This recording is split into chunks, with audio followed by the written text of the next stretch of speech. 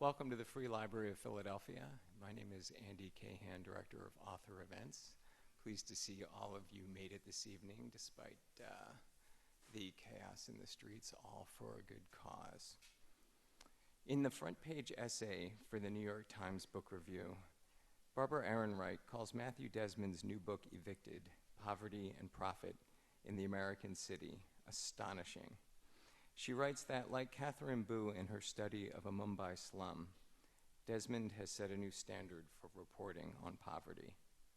High praise from someone who knows the subject well. Desmond's credentials are also impressive. A professor of social sciences at Harvard, co-director of the Justice and Poverty Project, author of several previous books, including the award-winning On the Fireline. He is also a recipient of the 2015 MacArthur Genius Grant. But these achievements leave something out: his remarkable writing ability. In Evicted, Desmond manages to marry reams of data with immersive research to create a compelling story that does justice to the disrupted lives that surround us. That must be why a writer for the Washington Post intoned, and forgive me, this runs on a bit. Thank you, Matthew Desmond. Thank you for writing about destitution in America with astonishing specificity, yet without voyeurism or judgment. Thank you for showing it is possible to compare spare, beautiful prose about a complicated policy problem. Compose spare, beautiful prose about a complicated policy problem. Thank you for giving flesh and life to our squabbles over inequality, so easily consigned to quintiles and zero-sum percentages. With Evicted, Desmond has made it impossible to ever consider poverty in America without tackling the central role of housing and without grappling with Evicted. Please welcome Matthew Desmond. So America is weird for how much poverty we have. There's no other rich democracy in the world that has the kind of poverty we have, the amount of poverty we have, and the depth of the poverty that we have. And that's a fact that's always bothered me. I've always found that pretty unnecessary. And I wanted to understand the role that housing plays in that story. And I thought that eviction was a really good way into that problem.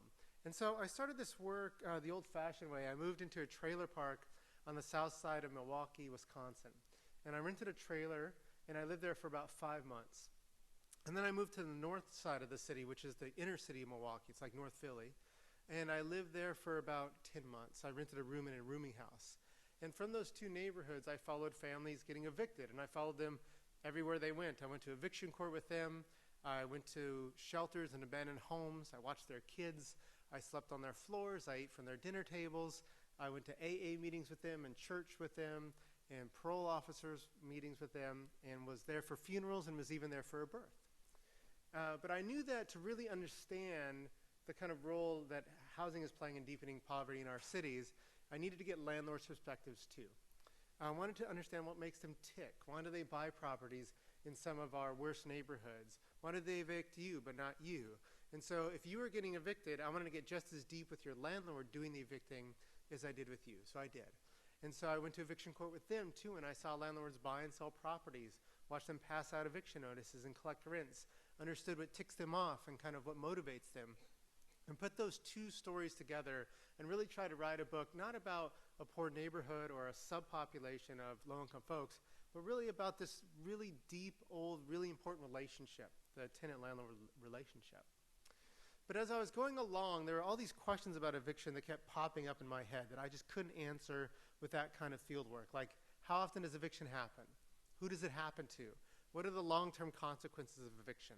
So I went looking for studies or data that would allow me to get my hands around this question and came up empty, which was surprising. I mean, this is a project about poverty in the United States in a city. I mean, this is like sociology 101.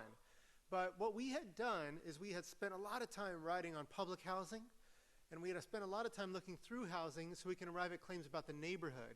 But the private rental market, where the vast majority of low-income families were living, we had overlooked. But I was seeing this thing every day consume most of the incomes of the families I was spending time with, dictating where they lived, who they lived with, destabilizing families or communities, and we didn't know a lot about it. So I went ahead and collected some other kind of data too. One thing I did was design a survey called the Milwaukee Area Renters Survey, and we ended up surveying over 1,000 renters in the city of Milwaukee. We sent interviewers into neighborhoods, including very affluent neighborhoods, those are the blue dots, and some very disadvantaged neighborhoods, those are the red dots, or the orange dots. And we interviewed tenants in their place of residence. One interviewer was mugged, another one was bitten by a dog. It's actually the same interviewer who needs to work on his situational awareness. But we worked really hard for this new kind of data about the role that housing is playing in poverty in our cities, and we got an 84% response rate, which is really kind of a gold standard response rate for this kind of work. And what I was learning while I was in the field was deeply informing the kinds of questions we ask folks, not just what we ask them, but how we ask them. So take just how to ask about eviction. So when I was living in the trailer park, one of my neighbors, Tim, hurt his back on the job, lost it, got evicted after the income slowed to a trickle, was taken to court, moved out of his trailer, but he just doesn't think he was evicted. When I was talking to his wife, Rose, she told me, when you say eviction, I think of the sheriff's coming and throwing you out, changing your locks, Eagle Movers comes and tosses your stuff on the curb. That's an eviction, and we weren't evicted. So if we were like every other game in town, and we just asked, like Rose and Tim, were you evicted? They would have said no. We learned to ask the question differently, and I think it speaks to this kind of work, this kind of ground level, shoe leather work, to kind of a bigger data. I didn't stop there. We analyzed over hundreds of thousands of eviction records in the city of Milwaukee. We talked to 250 people in eviction court. We analyzed millions of 911 records, and we put all those kind of data together in a conversation, and each kind of piece or each kind of approach kind of pushed and challenged the other, and they all kept each other honest. But Evicted, the book, begins on the ground and it ends on the ground. It really prioritized people's stories. And so we follow 8 families through the process of eviction. Some are white, some are black, some have kids, some don't. We meet Lorraine, who was my neighbor in the trailer park, who was a grandma, and she had to decide, should I pay my rent or should I pay the heat? She was spending 70% of her income to rent a trailer. We meet Lamar, who is this really gregarious single dad raising 2 boys in the inner city of Milwaukee. His house was like the house that all the boys went to after school. You know, it's like that house on the block. He was in a wheelchair, and he fell behind in rent and tried to work it off with his landlord, and it didn't work out for him.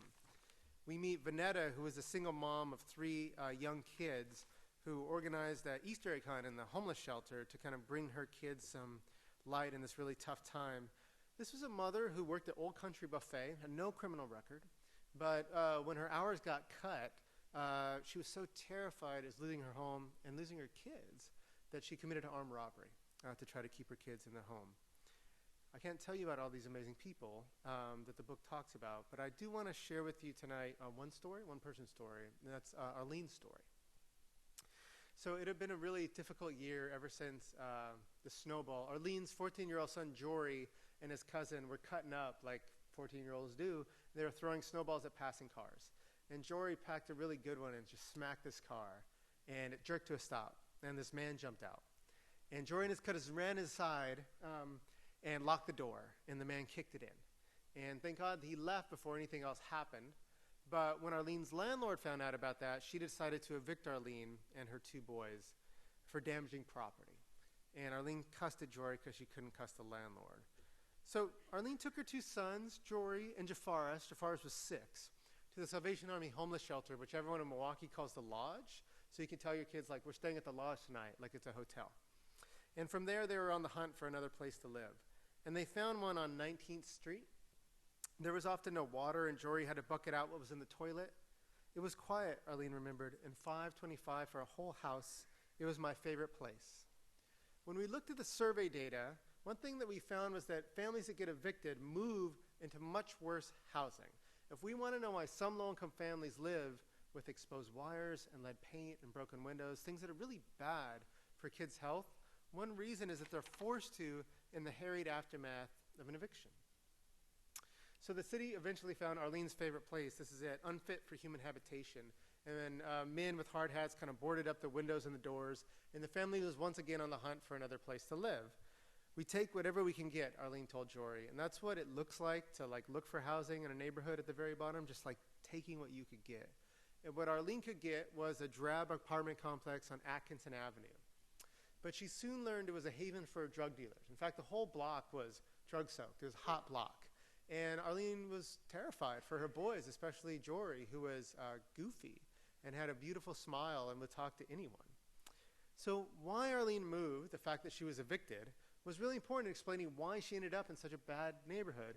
And that's a relationship you can test with statistical data too. And we did. And we found that all else equal, families that are evicted move from poor neighborhoods to even poorer ones, from pretty dangerous neighborhoods to neighborhoods with even higher amounts of crime.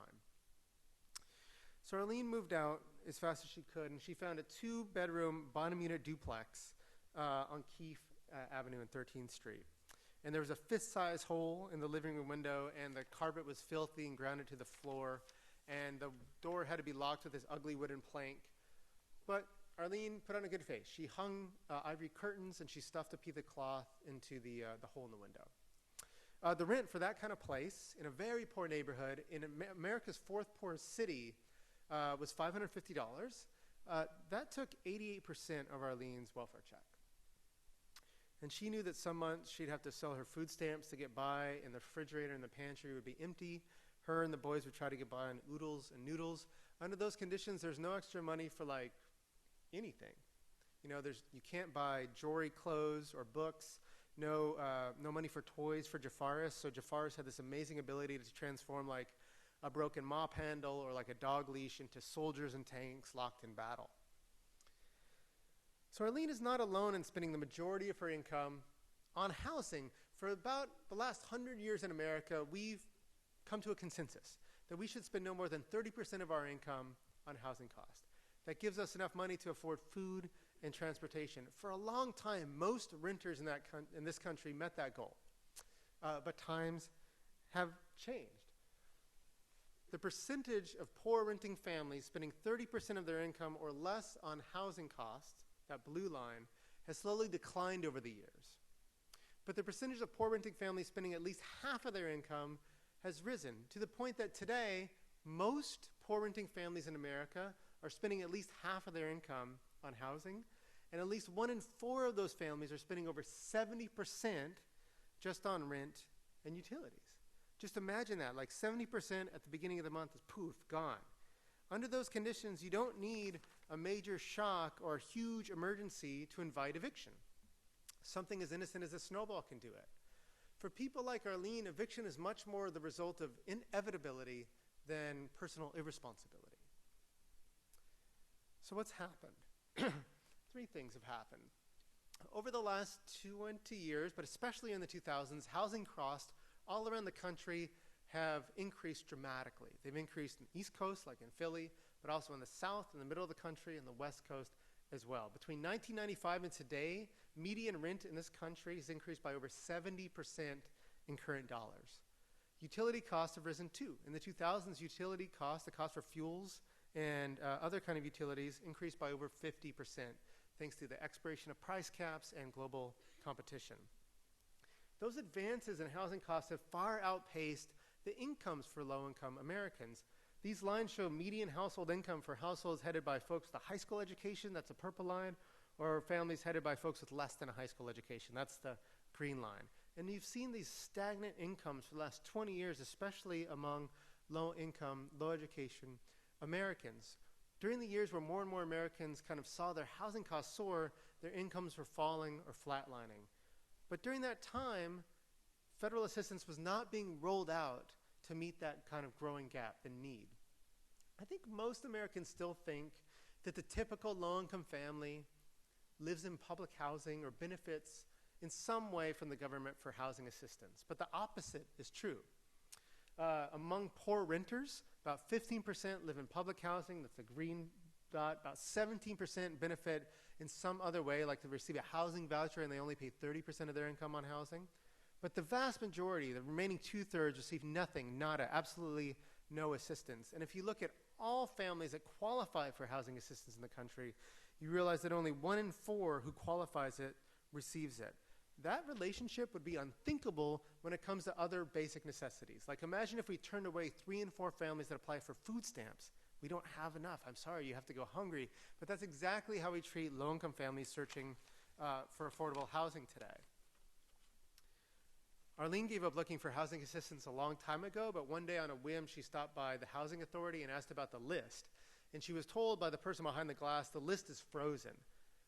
She couldn't put her name on it because on it were 3,500 families that had applied for rent assistance 4 years ago.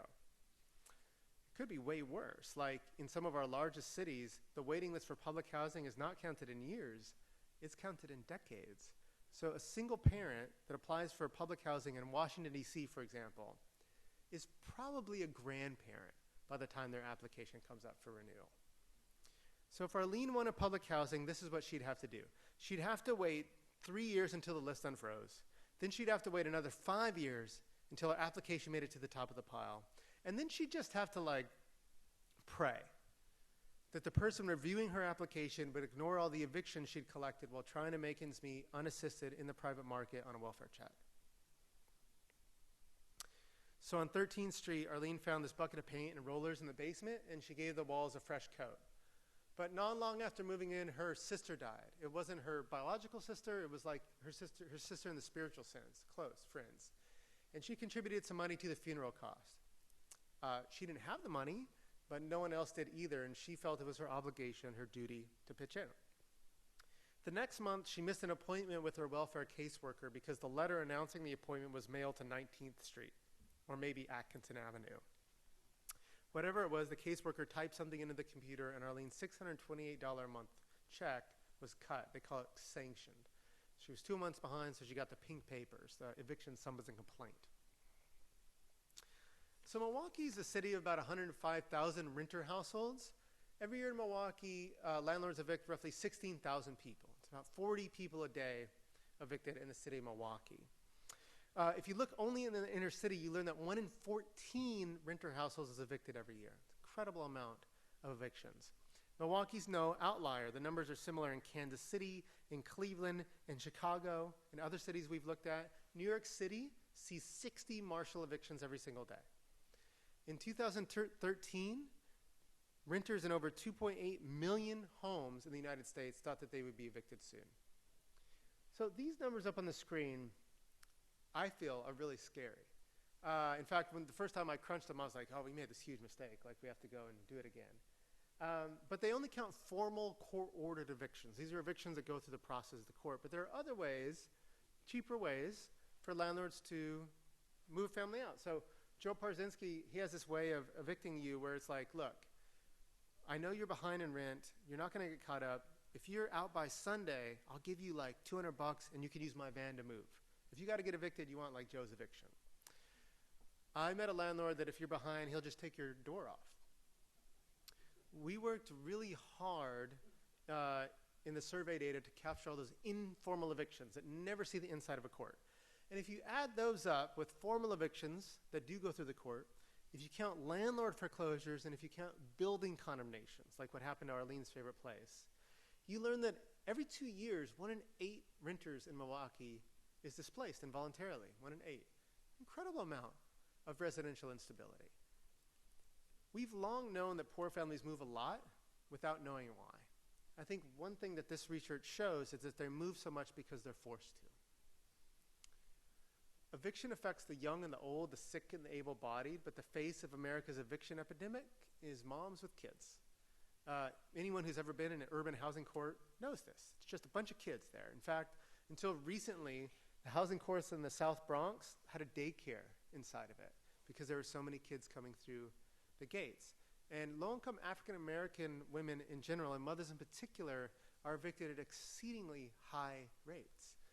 Among Milwaukee renters, 1 in 5 black women report being evicted sometime in their life, versus 1 in 15 white women.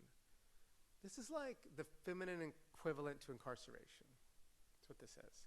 We know that many of our poor, young African-American men are being locked up. Many poor African-American women are being locked out. But this isn't just an issue that's located in poor African-American communities. It's also affecting immigrant communities, majority white communities. It's affecting suburban communities as well. 1 in 5 of renters in all the United States report spending at least 50% of their income on housing. It's a widespread problem. So in eviction court, the court commissioner, as is court custom in Milwaukee, gave Arlene 2 extra days for each of her kids. And those days came and went, and she had to be out in a day in early January. So Milwaukee's cold. It's a cold city. And this January was really cold. The weathermen had been working themselves up. They said it would be the coldest day in a decade. They said the temperature could bottom out at 40 below with the wind chill. But if Arlene waited any longer, the landlord would call the sheriff, who days later would arrive with a gun and a folded judge's order and a team of movers, and they would have moved everything on the sidewalk. The meat cuts in the freezer, the mattresses, Jafaris' asthma machine. So they left. The family left. And Jory loaded this U-Haul moving truck that a friend of the family had rented for them. And it was like that kind of cold that's like just like burning cold. You know what I mean? And it was freezing, but he smiled through it. He was happy to be helping his mom. Arlene didn't know where she and the boys would sleep that night. She had tried the lodge and other shelters, but they were full as usual. For now, she was focused on taking what she could to a storage unit that she had sold half of her food stamps and a space heater to rent. So Arlene finally found a room in a shelter about 30 minutes away from Milwaukee, and she once again was on the hunt for another house. So she called on or applied to 20 apartments, and then 40, and then 60, and then 80. I counted. She had been accepted to none of them. Even in the inner city, many were out of reach, and the landlords of the places she could afford, if she threw basically everything she had at rent, they weren't calling back either. And then part of the reason, besides her poverty, was her eviction record. So in Milwaukee and many other cities across the United States, your eviction is open. It's free. It's published online. And it's just kind of a website you can go to. And landlords can access it and see the evictions on your name, and they can see how much your previous landlords are claiming you owe. And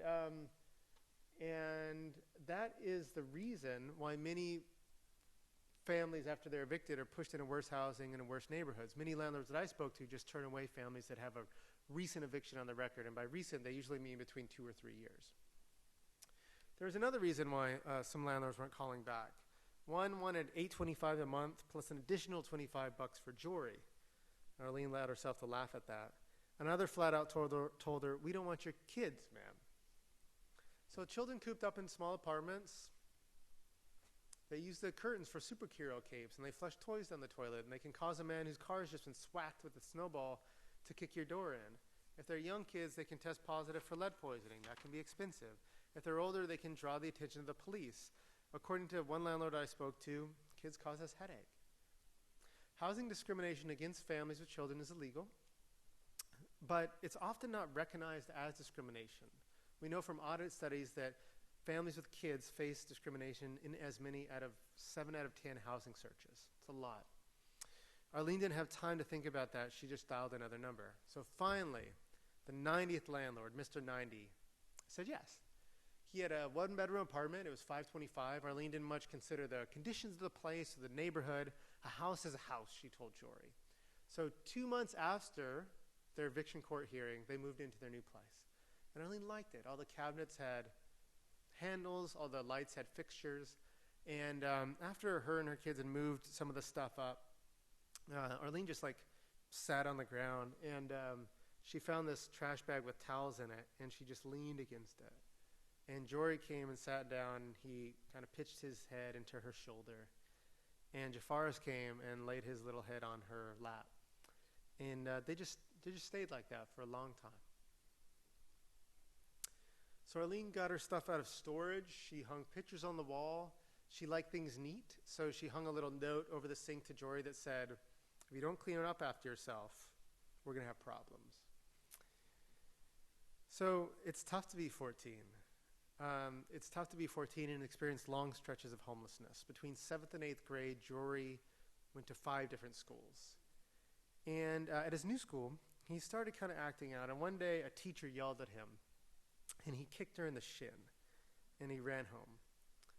And instead of calling the principal, the teacher called the police. And after officers paid Arlene a visit, her landlord told her she had to go. It's kids.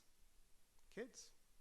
They can prolong the time you're homeless after the eviction, and they often are the reason for your eviction. In fact, when we talked to hundreds of people that were in eviction court, and we asked, why do you get evicted but you don't, even though you both owe the landlord the exact same amount, we found that it wasn't race, it wasn't gender, it wasn't your household income, it wasn't even how much you owed a landlord. It was kids. If you lived with kids, the odds of you receiving an eviction judgment tripled, all else equal. What you're seeing is landlord discretion in that decision. So after that, Arlene kind of started to unravel. It's like I got a curse on me, she told me. I won't stop for nothing. Sometimes I find my body trembling or shaking. I'm tired, but I can't sleep. I'm fixing to have a nervous breakdown. My body's trying to shut down. I recently published a study that found that 2 years after their eviction, mothers still experience higher rates of depression.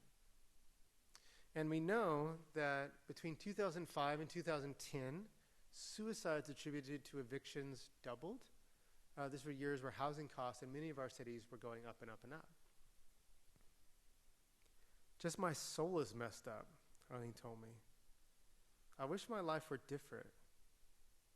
I wish that when I be an old lady, I can sit back and look at my kids and they be grown. And they, become something. And we'll all be together and be laughing. We'll be remembering stuff like this and be laughing at it.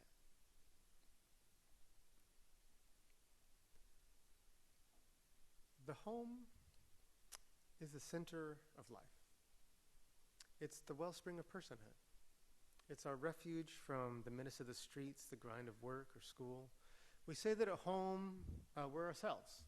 Everywhere else, we're somebody else. At home, we remove our masks. It's where, as children, we imagine, play, question, where as adolescents, we retreat and try. Get older, we want to settle down in a home, invest in our work, raise a family. In languages spoken all over the world, the word for home encompasses not just shelter, but warmth and family, safety, the womb. Eviction causes loss. Families not only lose their home, their school and neighborhood, but often their possessions, furniture, clothes, books. It takes a good amount of time and money to establish a home. Eviction can erase all that. An eviction can bar you not only from decent housing and safe neighborhoods, but can also prevent you from receiving government aid because housing authorities often turn away families that have evictions on their records, which means we're systematically denying aid to families that most need it. So evicted families are pushed into worse housing and into worse neighborhoods. Eviction can cause workers to lose their jobs. And those of you in this room that have experienced an eviction know why. It's such a consuming, stressful, drawn-out event. It can cause you to make mistakes at work and eventually lose your footing in the labor market. And then there's the toll that eviction has on your spirit, your soul, your mental health. If you add all that up, I think we have to conclude that evictions, which used to be rare in this country, which used to draw crowds in this country, is not just a condition of poverty, it's a cause of it. It's making things worse. And it's leaving a deep and jagged scar on the next generation. We can't fix poverty in this country without fixing housing. So how do we fix it? So imagine if every family in America had access to a decent and affordable place to live. If Arlene didn't have to dedicate 80% of her income on rent, she can keep her kids fed and clothed and off the streets. When families finally receive a housing voucher after years and years on the waiting list, when they finally receive that kind of ticket that allows them not to spend 70, 80% of their income on housing, but 30% of their income on it, they do one consistent thing with their freed up income. They take it to the grocery store. They buy more food. Their kids become stronger, less anemic, better nourished. But the majority of poor families aren't so lucky, and their kids with names like Jory and Jafaris aren't getting enough to eat because the rent eats first. I think that if we can't enjoy the freedoms America offers without a roof over our heads, just like the freedom to better ourselves, to invest in our kids, to be part of a community, then shouldn't access to a decent, affordable home be part of what it means to be an American?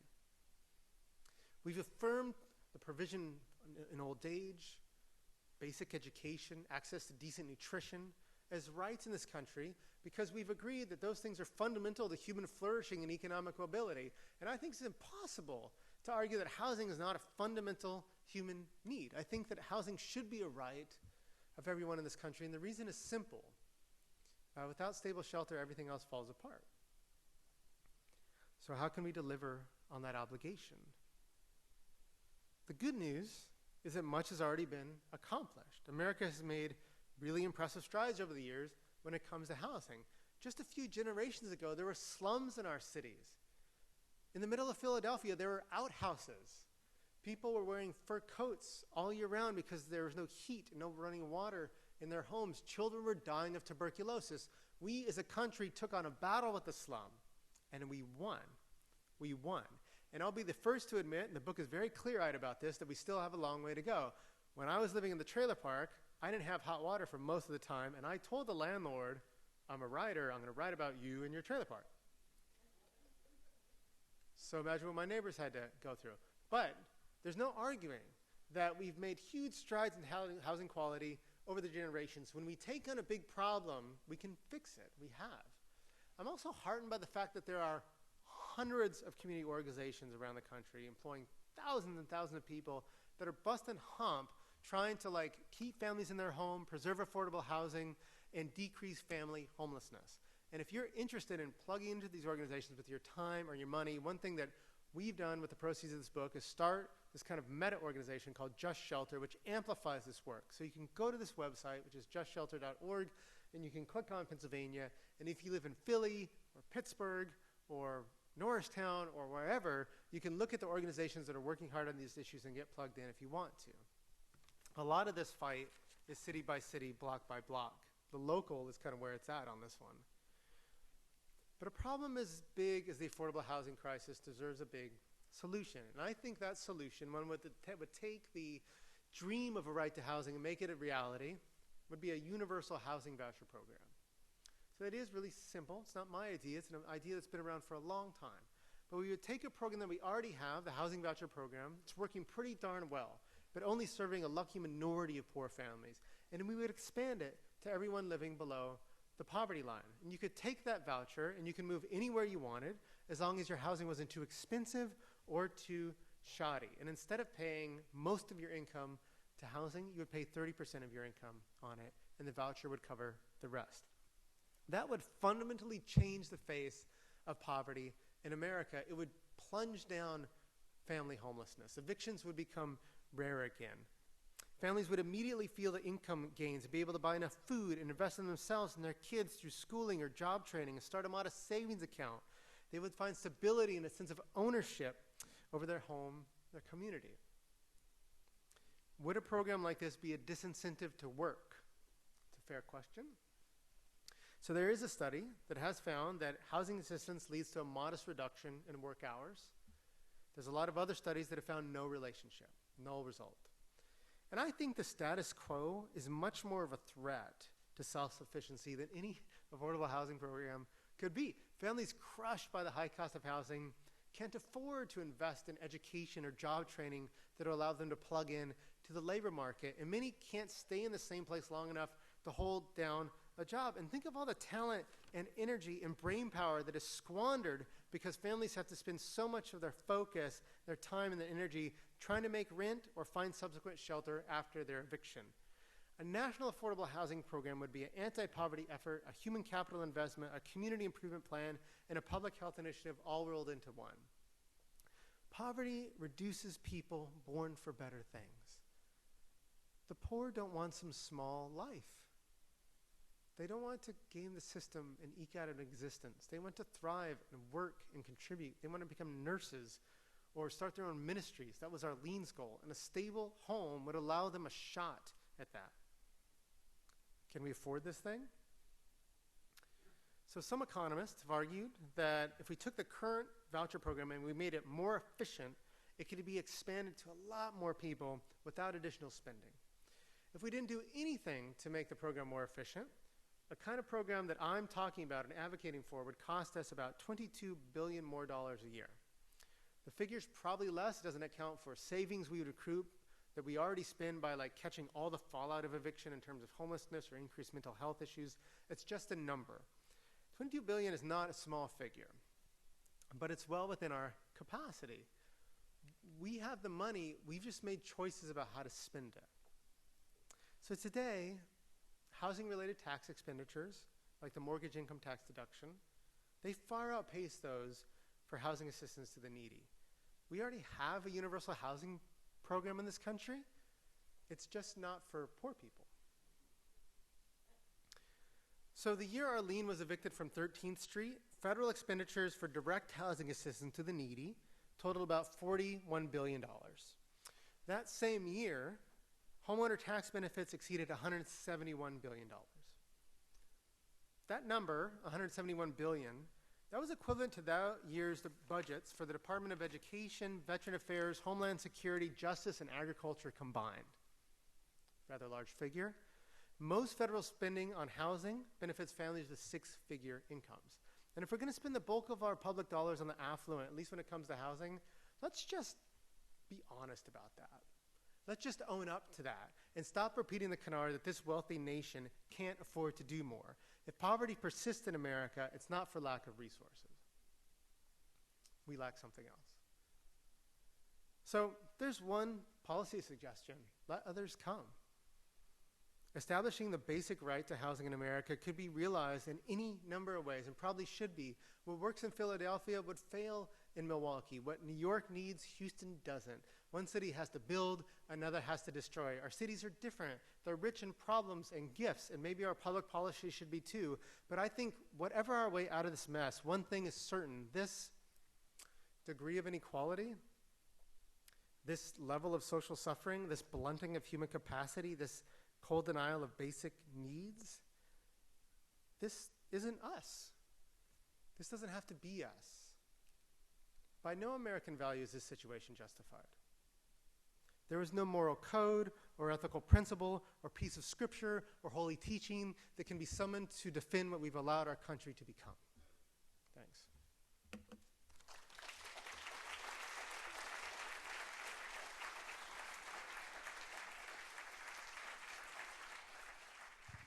Thank you.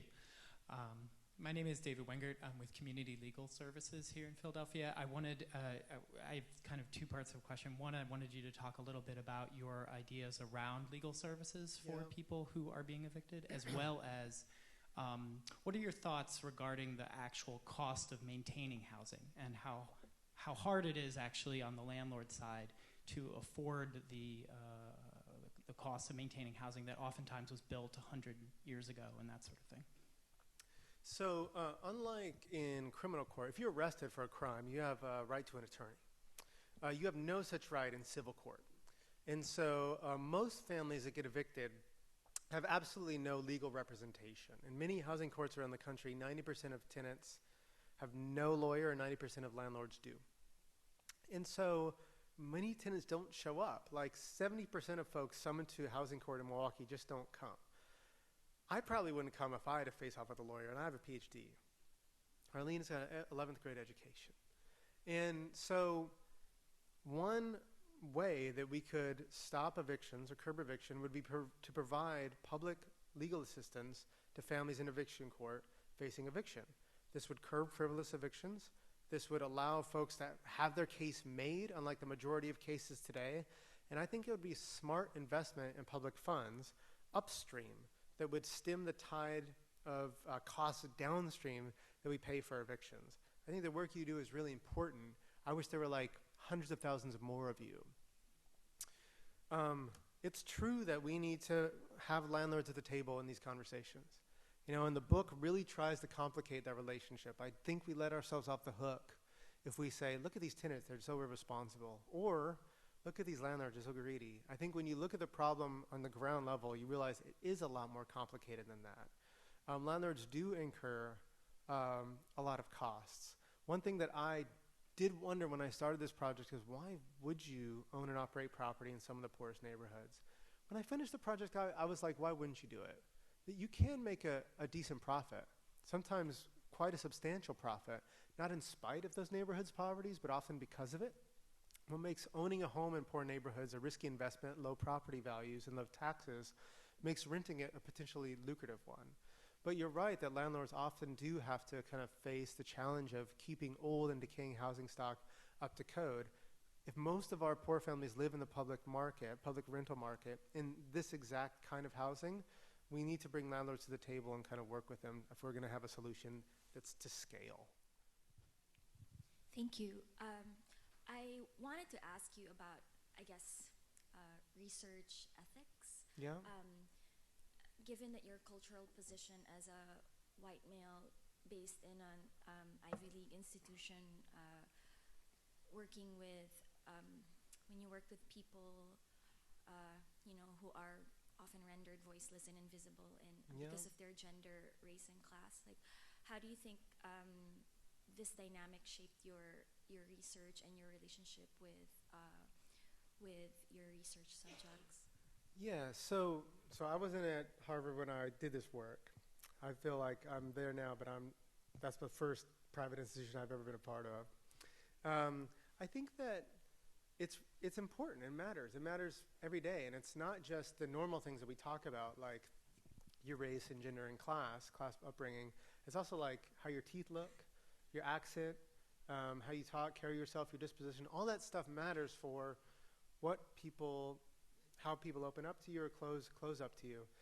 One thing that I'm doing to try to capture eviction stories and allow folks that have experienced these things to kind of own their own story is in Just Shelter. There's an avenue where people can upload their eviction story and share it with the world if they want to. And we've got a lot of stories already when we're publishing on them, and that's something that we're really excited about. Everyone in this book read this book a long time before you guys did, and I walked through it with them. And one of the interesting things that happened is that a book like this allows folks to tell their story a little differently. And so when I was in college, my family got foreclosed. We lost my childhood home. And I remember going back and helping my family move, and I remember experiencing that moment. Like, I remember feeling embarrassed. I remember feeling ashamed. I didn't kind of have any kind of broader story or broader narrative for why that happened. And a lot of folks in this book, like Arlene, experienced their eviction like that too. And I think what this project has a shot at doing is to allow Arlene to see herself as part of a larger narrative, a larger story.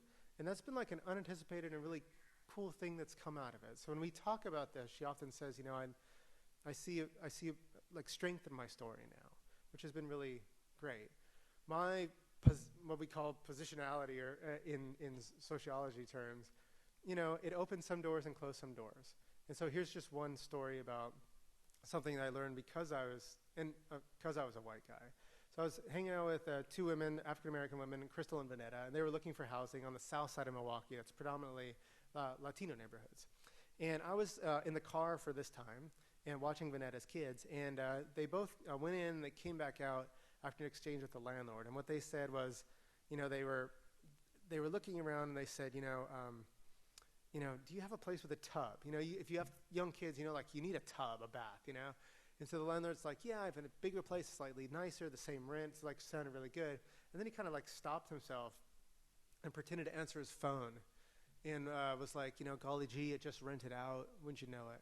And so they came out and they were so fresh, they felt so dissed, and so angry.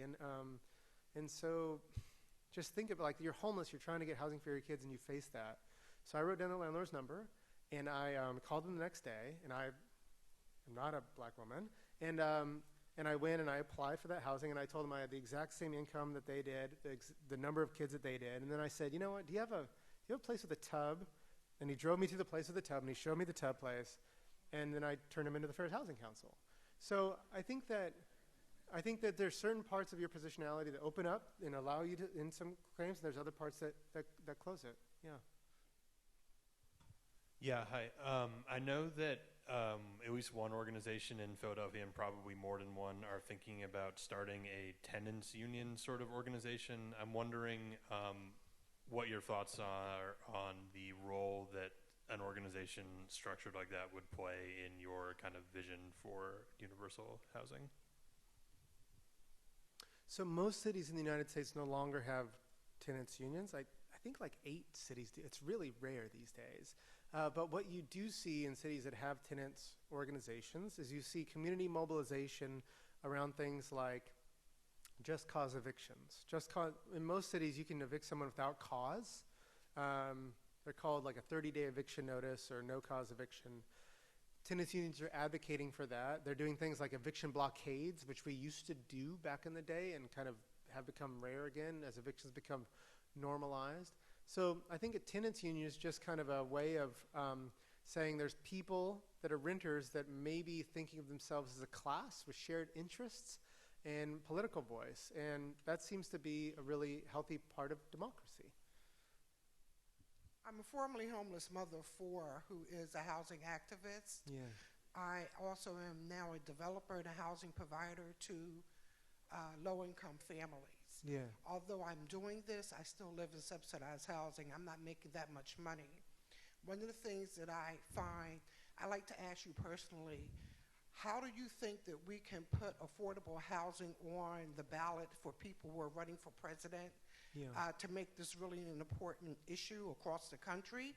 And also there are people who are ex-offenders or returning citizens who have felonies who can't get housing. And I find that a lot of African-American males are dealing with going back into the prisons because they can't find a place to live. And if you have Section 8 or public housing, they can't come live with you either. So I think that when we're dealing with the housing nationally, we also need to make people who are returning citizens from the penal system able to get some type of subsidized housing as well. You can clap for that if you want. First of all, your story even just shared in that really nugget is really inspiring, and I just applaud you for sharing it, and I hope you write your book one day. The problem is real, but I'm encouraged that we in the country are starting to have a national conversation about inequality today. It's a conversation that's happening on both sides of the aisle.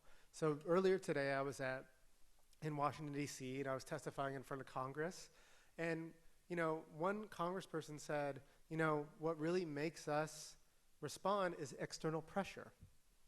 And so I think that the fact that we're having this conversation, that folks are working toward these things, that we're kind of asking it again to be pushed to be raised up on the kind of domestic agenda, is something that a lot of folks that are working in Washington care a lot about. And I know it's hard there's people running right now, but there's also people working. And I think that, with the people working right now on these issues, I think there is a lot of traction, and I have a lot of optimism. You're absolutely right to kind of raise the point about how the mark of a criminal record can really be a bind on the housing market for you. So I was encouraged that a few weeks ago, the Secretary of HUD, Julian Castro, made a very public pronouncement that folks with felonies will be protected now under the Fair Housing Act, that it's not okay to discriminate against folks with that. And if we want to give folks that have done their time a shot at community reintegration, gosh, that's so important. You're right. So that's a good move in our, I'm with TURN, which is an organization like you just described that tries to organize tenants and do active things. And we're working on the just cause evictions, so I'm glad you mentioned that.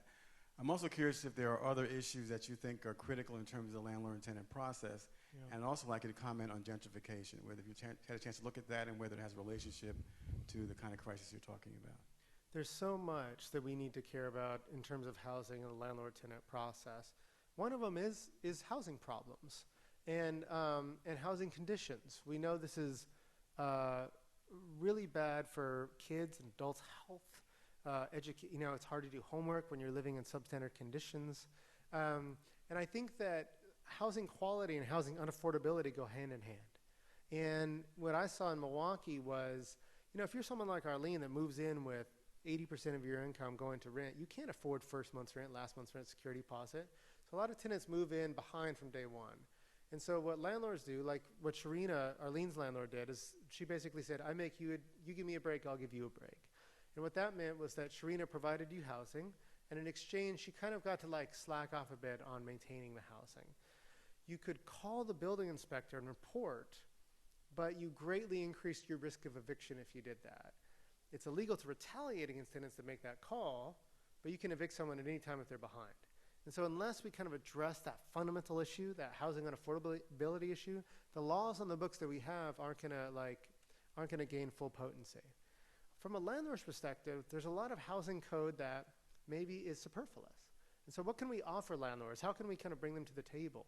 I think one thing is a lot of landlords that I met that you can turn away folks with housing vouchers. You don't have to take them in most cities. And the reason they did that was for inspectors. They didn't want an extra inspection. Some things about the housing code are fundamental to human flourishing and dignity and kids' health, and some things aren't. And maybe we should put those things on the table. Gentrification.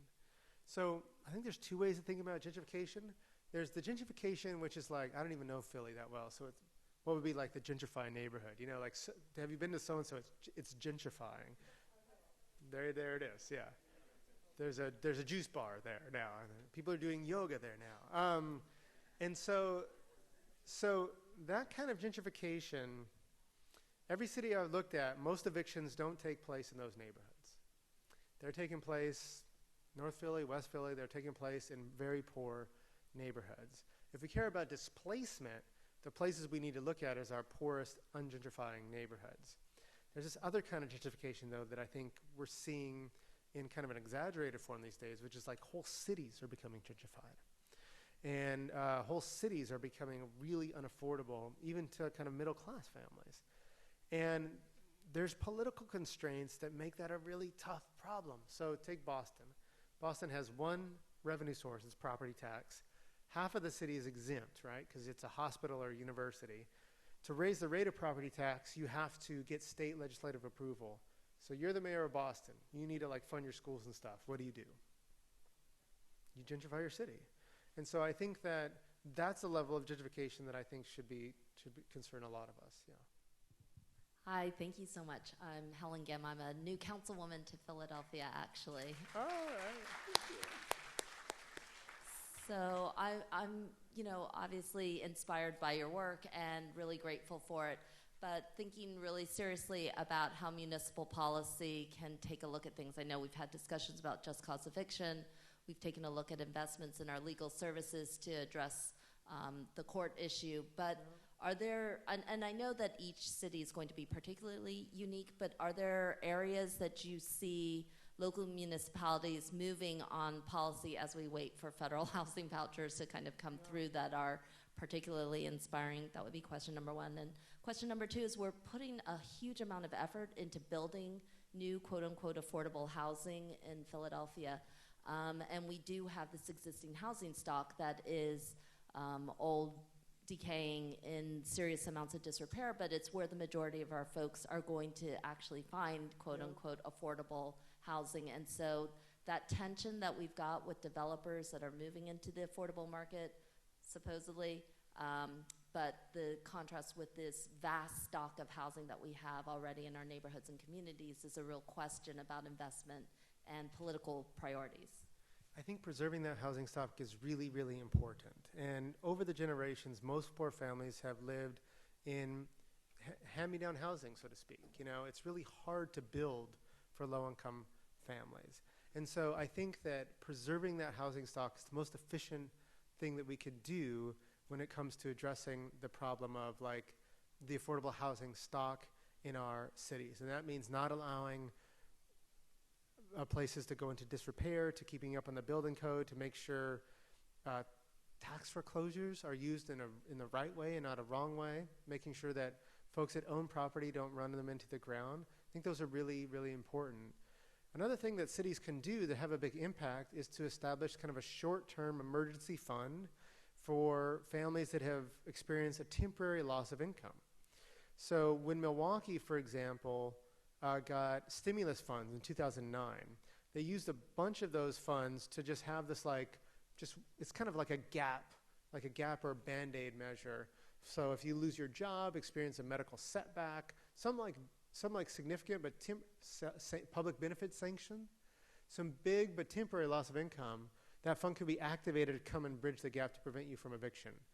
When the city started doing that, it decreased evictions by 15%. That's something. And so I think that there are things that the cities can do that are really effective and really inspiring. And it kind of depends on how your city is made up. You know, there's amazing things going on with Housing Land Trust in Houston right now. There's really cool things going on in Baltimore about vacancy housing. One thing that we can consider too is zoning laws, regulation. This is a tricky topic, but there's really good evidence that exclusive zoning laws drive up the cost of construction, and they also prevent low-income families from moving into safe neighborhoods, good neighborhoods. I think we should kind of put those on the table too and ask what work these regulations are doing for communities, and especially how they're impacting low-income families. Maybe you can help me understand a story that I read in the papers the past couple days. Goldman Sachs was just made a settlement, I think, with the Justice Department. And part of that settlement was, and I'm probably wrong on the figure, but $250 million that they would have to pay into affordable housing. Now, does that impact, are we just talking about people who lost their homes? Are we talking about renters? And what is affordable housing? I mean, I know that that settlement, they got a break because paying that money, which was part of the $5 billion, is also, they got a tax break for that, which is, to me, incredible. But what does that mean? Does that affect renters? Does it affect people who own their homes? Could you help me on that? I can't. I'm sorry. I've been on the road. I don't know much about the inside and outside of the case, and I don't want to risk like going out on a limb and kind of just. What would be affordable housing? I think that what we've decided is it means a family. It's about the percentage of your income spent on housing. And so I think what we've decided in this country is it means spending around 30% of your income on rent or rent and utilities. That's what it means. Building our way into that is a lot more costly than providing vouchers to families to operate in the private market. There's no study that exists that shows that we can offer housing of equal quality for lesser price by building it than versus vouchers. Building works really well in some cities, especially high-cost cities like New York. So 1 in 4 of all public housing units in America is in New York City. But for the rest of the country, vouchers are the best way to go if we want to offer kind of a solution at scale of the problem. Okay, we good? Okay, thanks for coming.